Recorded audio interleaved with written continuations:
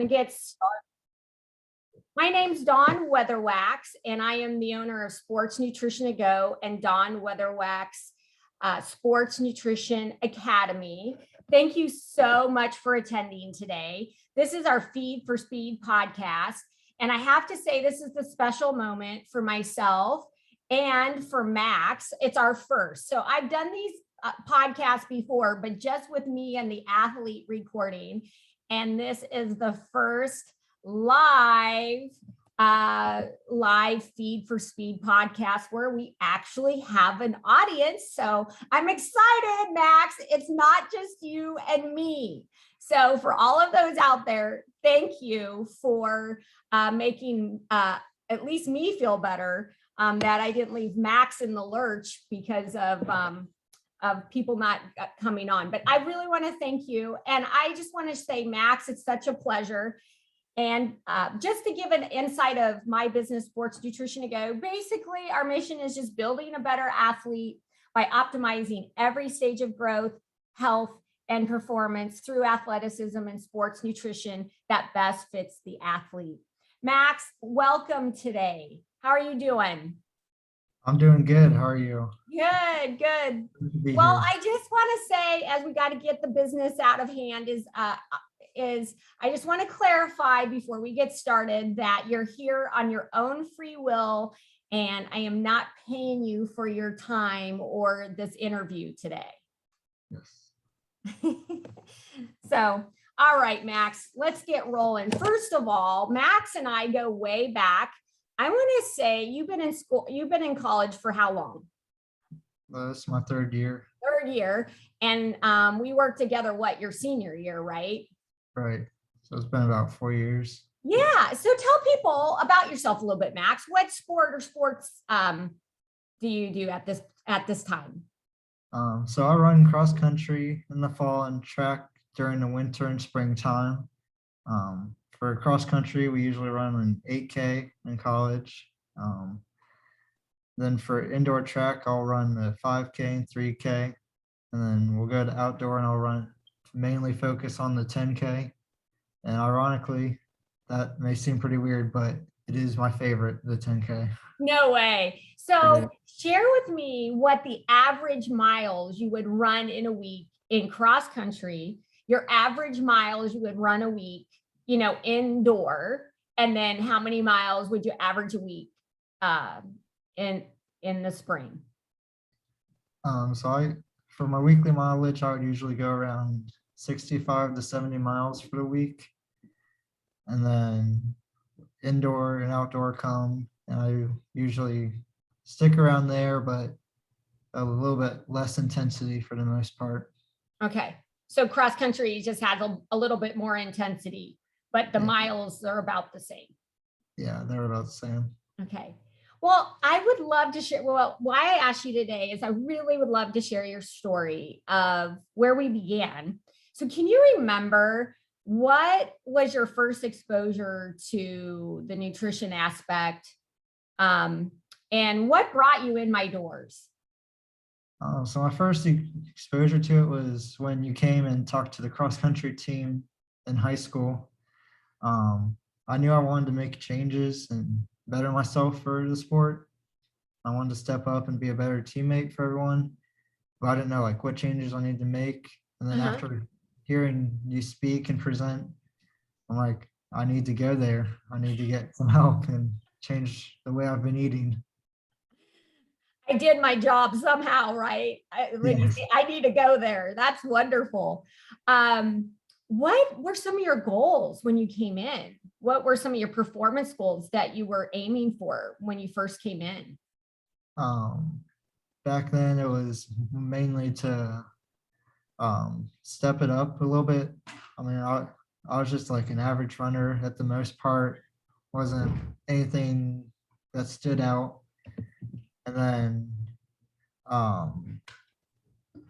once I saw the presentation, I knew there's a way I can change that and become the best runner I possibly can at the moment. And tell people, and so one of the things that I remember pretty clearly is and always correct my memory because it could be bad, okay, is that you also wanted to be on varsity, right? Like you wanted to definitely be on the top 7. Is that correct? Yes, that's correct. I wanted to be up there. Yeah. And can you share where you were at that point when you came in? At that point, I was usually like the 8th or 10th guy on the good days. Uh-huh. It would vary from week to week when it came to being where I was. Mm-hmm. And okay, so when you came in, we got to tell the audience we did the testing, right? So we did your metabolism. So we knew exactly what you're burning. And I believe you were eating around 2,200 calories and maybe a little bit more. But we found out you needed way more than that, at least 35 to 4,500 calories a day.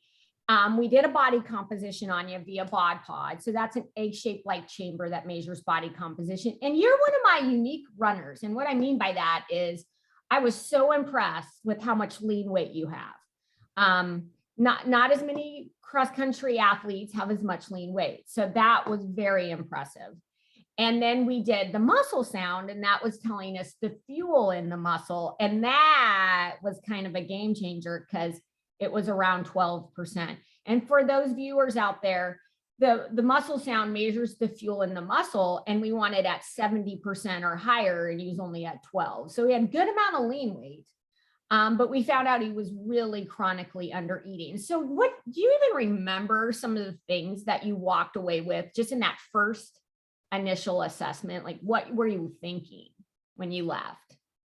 My first thought was, how am I going to eat that much food the right way?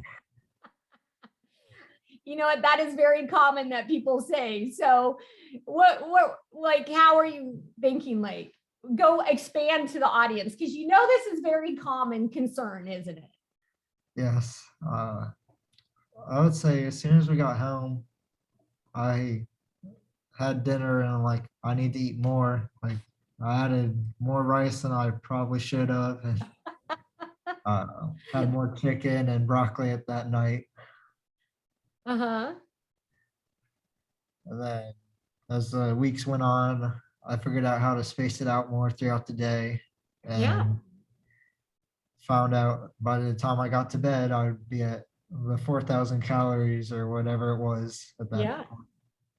Now, what did you notice? I mean, because, I'm sure at first it felt pretty uncomfortable to eat more calories. How did you work through that? How did you process that? How would you tell other runners out there, maybe go, thinking the same thing? Yeah, I was thinking like at first, like this is crazy. And then after doing it for a while, I started being more energized Okay. and being able to stay awake longer throughout the day. I wasn't taking naps in my car as much, more practice. I didn't know that piece. I love it. Not sleeping in his car before practice. And how Yes. did you feel during your workouts? I felt stronger. I was running faster than I really thought I possibly could at that point. Uh-huh. And I was passing those in workouts I never thought I would pass at the beginning. And how soon did you see that change from the time you came in for the first session to that point when you were actually starting to pass people, which, in cross country, most people are like, that doesn't happen a lot, Right. in that short amount of time. So how much time went by?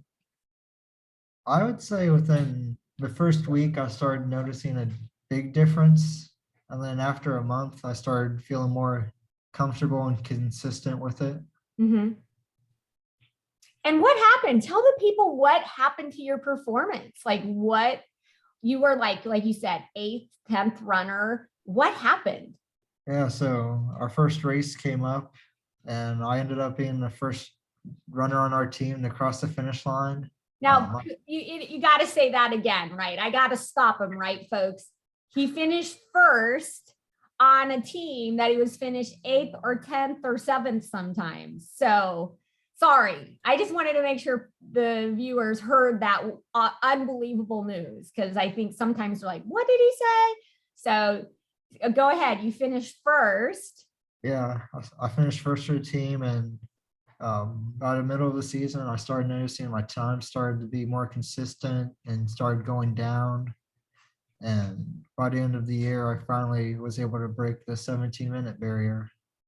And what did that allow you to do? I mean, being able to break that 17-minute barrier, what doors did that open for you? It honestly opened a lot. It got me very close to almost qualifying for regionals that year in cross country, which was a long shot at the Yeah. beginning. And can you share how much time you dropped then? So where did you start? What was your time when you started? That year I had started like in the 18 minutes. Okay. And then by the end, I was at 16:53. Wow. And so almost regionals. And what other doors open for you? I started getting some calls from schools to eventually recruit me, hopefully. Yeah. Yes. And then obviously, since we have pictures of you running in college, it's not hard to foreshadow that you got to run in college. How have you welcomed that experience? How has it been for you? It's been a lot of fun and hard work and emotionally draining some days. I bet. I, coming to Bluffton, it was a different dynamic for the most part. Like most of the team was more laid back and didn't care how they ran compared to like what I was used to in high school. Uh-huh. So it was a big culture shock coming from a big school to a smaller school to begin with. And then there's the team had different goals in mind, and I wanted to help push them past those goals for the most part. Yeah. And how did your first year go when you were in college? I felt like my first year was very successful. For a freshman, the goal was just to see how many races we could run consistently and how back to back. I felt like there was a lot of consistent days, and then there were a sprinkle of times where I thought it wasn't as great, but it Sure. was still what the coach was expecting. Yeah. Well, I mean, just to hear how you went from like 8th to 10th, or, close to 7th, to finishing first, and then your first for your program all year too. It gave you got so much better. You had the opportunity to run in college. And you guys, the stats out there to run in college is only 5 to 7%. So you made such a difference that you made, of all the athletes in running, you were the 5 to 7% that actually got to run in college, which is phenomenal. I would love for you to share, like, what are like the 3 main nutrition tips that you feel helped you back then and that you think still help you today? I would say eating enough food, the right food, Okay. and just making smart choices about the diets you pick and choose from. And you know how we've mentioned the calories. Yeah. I'm assuming, what was the calorie level when you went to college versus high school? Right now, I've bumped it up to like 5,000 to the 6,000 range here and there when we first started. Yeah. And are you around there now, or where are you at now? Uh, for the most part, I just go off a feel. I don't keep a steady track of it as I probably should, but I feel like whatever is going on feels great, and it's been working. Yeah. And so do you think, when you kind of go by feel, because you have done this long enough, right? Because at first, right, intuitive eating was not working for you. Right. You were going, Dawn, I'm not hungry. I still remember that. I'm not hungry. So I must be fine. And then we did the test and you weren't. And just as you mentioned in our past conversation was, oh my gosh, I'm eating 2,200 calories, Dawn, and you're telling me I need to get up to 35 to 4,000 or more calories. And isn't it just shocker to hear yourself saying, well, I'm up to 5,000 or 6,000. So when you say, you're kind of filling it out, if you had to give a guess, where do you think you average calorically on a daily basis? I'd probably say I average around the 5,000 mark consistently. Yeah. There'll be a few days where it probably spikes a little bit, but So I really need that point across, because if we even have any college people listening to this, I can't share with you how many college athletes chronically do not even eat even 3,000 calories a day. So I am very proud of you on that front, Max, that you've continued that. What was one of the biggest challenges, or a couple of challenges back then? And what challenges do you think you still, if any, struggle with the nutrition piece now? I would say the challenging part was at the beginning was finding the time to eat enough. And Okay. then also finding the right foods that I actually liked. For the most part, I was a little picky at the times. You have to tell us a little bit more, buddy, about how did you get it in? You got people listening here sitting there going, what in the world did he do? So what did you do? What did you eat to get the calories up? So I ate a lot of like high protein foods and a lot of carbohydrates for the most part. I stayed away from the gluten because I have a gluten sensitivity. Yeah. And so that was another hard part, finding things that didn't have gluten, but enough protein and calories to make it work. Yeah. And I know you always did well with your fats. You were good at getting your fats in too. So I have eaten a lot of meats. Yes. We probably don't have to worry about your iron being low. Because that's a common thing too with athletes, especially in running, even males, that your ferritin and iron could be low.